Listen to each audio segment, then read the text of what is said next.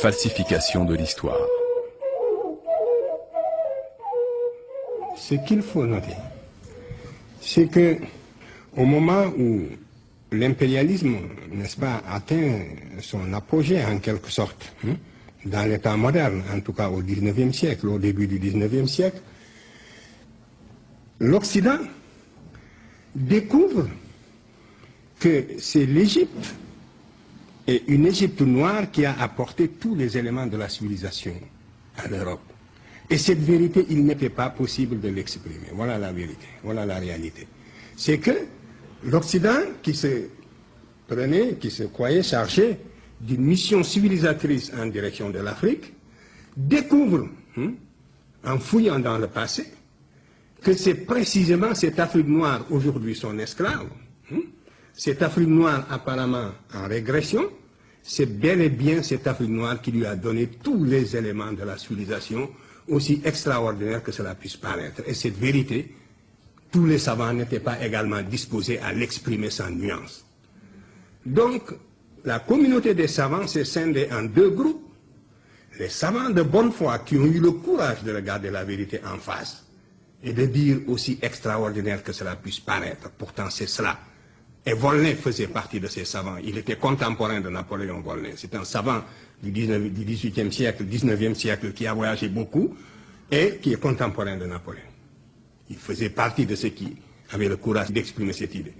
Et ensuite, toute la lignée presque des égyptologues qui ont falsifié l'histoire de l'humanité de génération en génération et qui ont commis un crime le plus grave contre la science et l'humanité.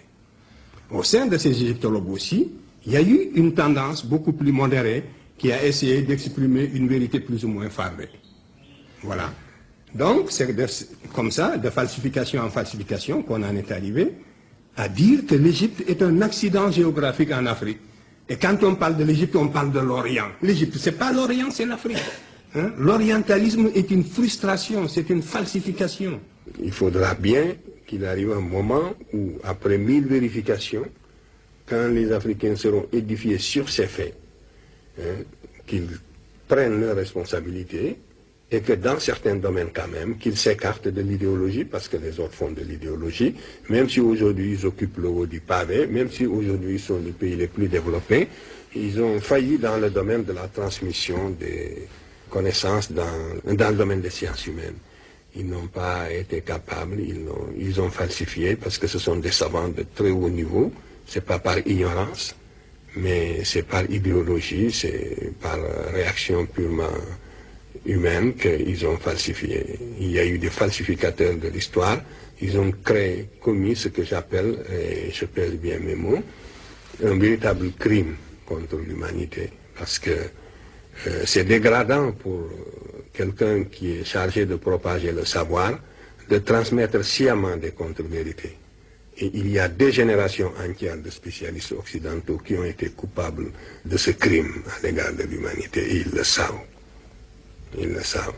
Et après, c'est sur la base de ces faits falsifiés qu'on a formé des générations qui continuent à perpétuer, quelquefois de bonne foi, et qui même, une fois qu'on leur a démontré, qui, une fois formés ainsi, quand on leur démontre la vérité, même au tableau, par éducation, ils ne peuvent plus y adhérer.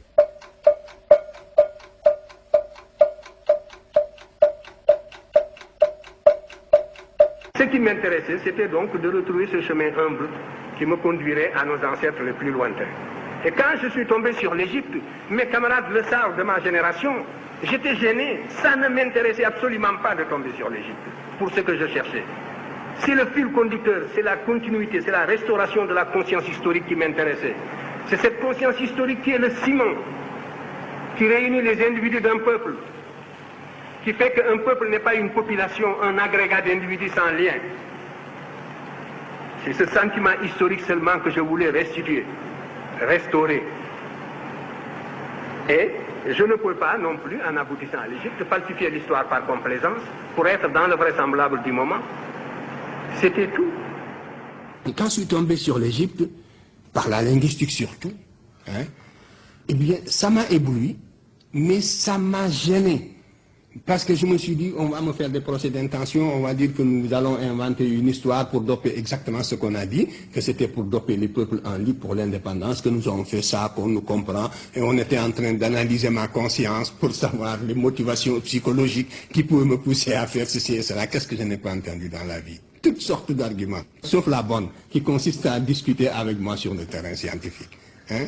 Bon, alors donc, moi je les attendais et je souriais. Donc j'assumais tous les qualificatifs, toutes les épithètes dont on m'affublait, je les ai assumés allègrement, et je les invitais seulement à venir discuter sur le terrain scientifique pour savoir, une chose est ce qui nous motive, autre chose est la vérité ou non de ce que nous disons.